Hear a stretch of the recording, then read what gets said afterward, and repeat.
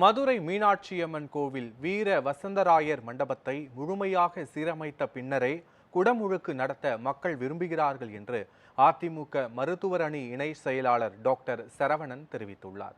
மதுரையில் இது தொடர்பாக செய்தியாளர்களுக்கு பேட்டியளித்த அவர், வீர வசந்தராயர் மண்டபத்தில் தீ விபத்து ஏற்பட்ட நிலையில் அப்போது முதலமைச்சராக இருந்த எடப்பாடி பழனிசாமி மண்டபத்தை சீரமைக்க நடவடிக்கை எடுத்தார் என்று தெரிவித்தார்.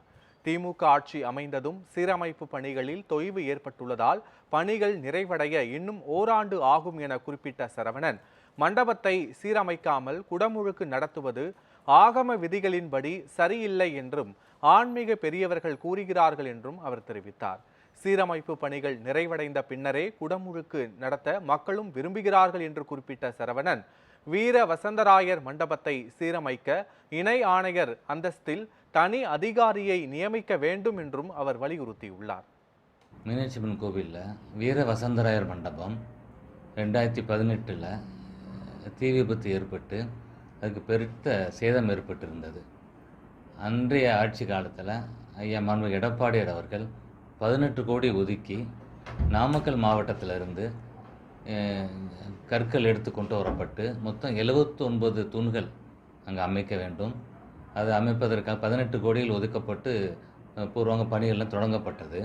மதுரையில் குறிப்பாக அதுவும் பார்த்திங்கன்னா புகழ்பெற்ற மீனாட்சி அம்மன் திருக்கோவிலில் வீர வசந்தராயர் மண்டபம் இன்னும் சீரமைக்கிறதுனா இன்னும் குறைந்தது 1 வருஷம் ஆகும். ஏன்னா ஆட்சிக்கு வந்த உடனே அமைச்சர் சொன்னார் 1 வருஷத்தில் பண்ணி முடிச்சிடும்னு சொன்னார். இப்போ பாதி வேலைகள் தான் நடந்திருக்கிறது.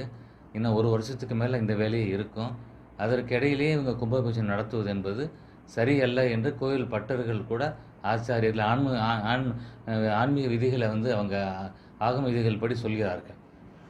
அப்போ மீனாட்சி அம்மன் கோவில் திருக்கோவிலில் வசந்தராயர் மண்டபத்தை எவ்வளவு சீக்கிரமாக செப்பனிடுகிறார்களோ அதற்கு பிறகுதான் கும்பாபிஷேகம் நடத்த வேண்டும் என்பது மதுரை மக்களோட கருத்தாக இருக்கிறது.